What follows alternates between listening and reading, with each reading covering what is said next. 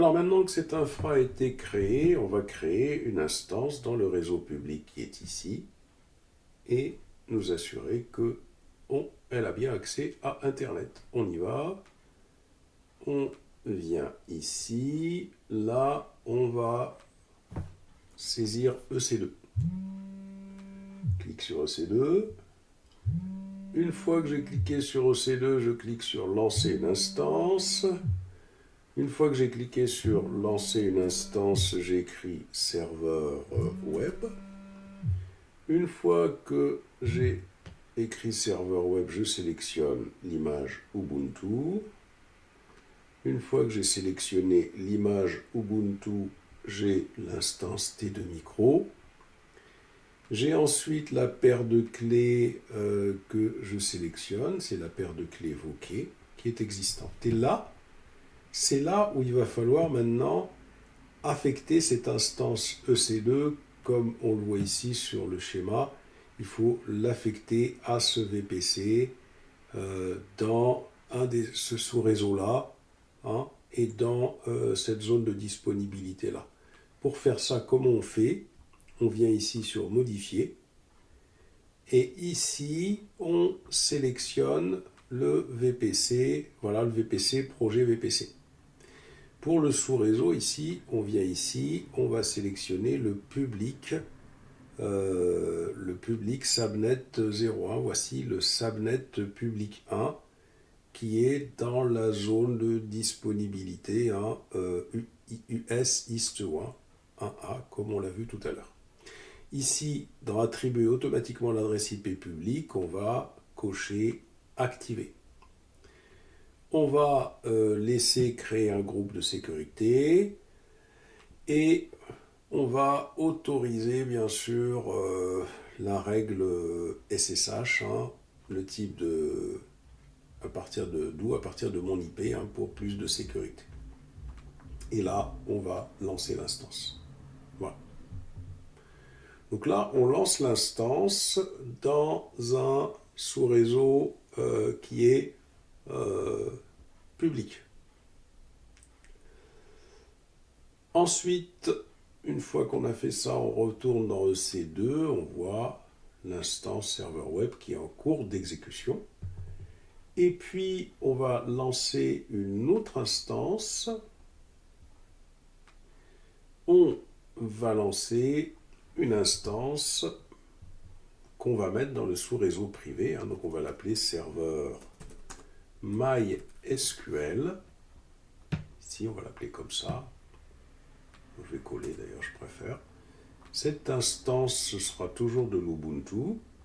On laisse l'image Ubuntu 24, T2 Micro, la paire de clés, ça va être la Voquet qui est ici. Et là, pour les paramètres réseau, on clique sur modifier. Ce serveur MySQL, on va le mettre dans le VPC, projet VPC. Dans le sous-réseau privé, tiens, le Private Subnet 01, ici. Voilà. Et on laisse créer un groupe de sécurité. SSH, c'est parfait. Alors, là, par contre, si on regarde bien, ici, donc, l'attribution de l'adresse IP automatique, là non, de manière automatique, et on descend et on clique sur lancer l'instance. Voilà. Et là, quand vous cliquez sur EC2, instance en cours d'exécution, on avait les instances qu'on avait résiliées, et là, voilà, j'ai les instances qui sont en cours d'exécution. Le serveur web, si je clique dessus, je vois qu'il a une adresse IP publique qui lui a été attribuée. Il va pouvoir aller sur Internet. Maintenant, si je reviens sur EC2, instance en cours d'exécution, si je regarde le serveur MySQL, ici, qui est en cours d'exécution, l'adresse IP publique, il n'en a pas. Par contre, il a une adresse IP privée en 10.0.34.5. Donc, ce que nous avons ici, hein, si on regarde bien notre infrastructure, vous voyez, donc qu'est-ce qu'on a fait en fin de compte, hein.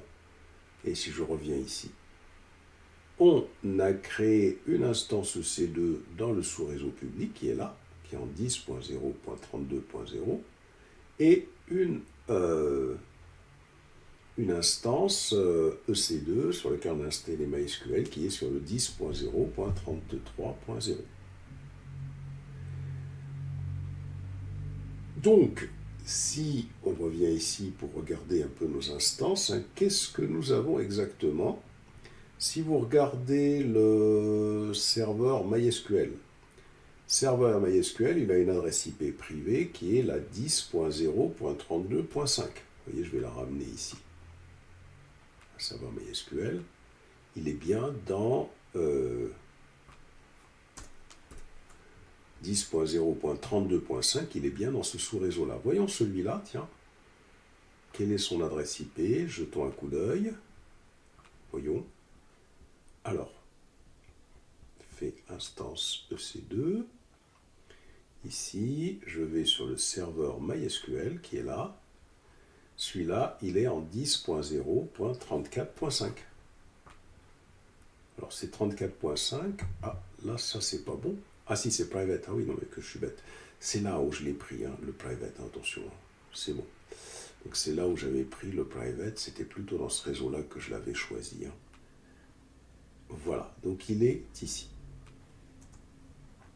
À ce niveau-là. Question, est-ce que cette machine peut pinguer celle-là? Donc là, il faudrait essayer pour voir.